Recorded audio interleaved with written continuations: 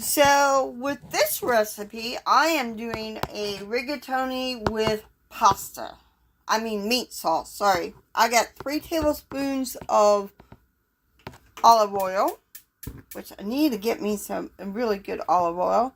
Adding 3 tablespoons of butter. We're going to melt that.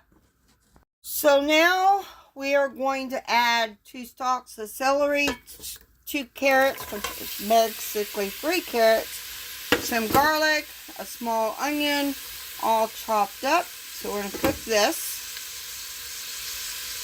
And I try to get the carrots and the celery chopped pretty little along with the onion.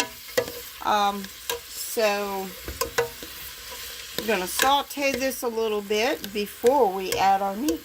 So I did add some parsley, about 1/4 cup, give or take. So we're going to cook this until this is soft, a little bit of brown here, before we add some sausage. And I'm going to add some ground beef, well, venison beef, to this. So I do have my water on to boil our rigatoni.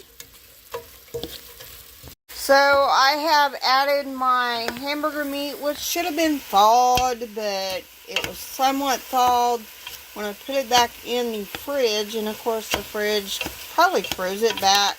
But that is alright. Now we've got to get this brown before we add our other ingredients. And I'm going to go ahead and put my pasta in the pasta water. Need be, I can put a lid on it and keep it warm. Now that the beef or venison, which that's what I'm using, and the sausage is done, we're going to add, I'm going to add a can of mushrooms. You're supposed to use the dry mushrooms and then chop them up. I'm not chopping them up. Then you're added a can of tomato, a 28-ounce can of tomatoes. I am using a 14-ounce can and a pint jar of tomato sauce.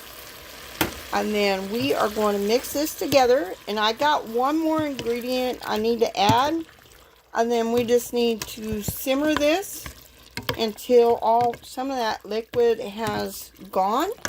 So I'm going to go ahead and get the other ingredient, which is supposed to be a 1/2 cup of white wine. I don't have that, so I'm going to use deer broth.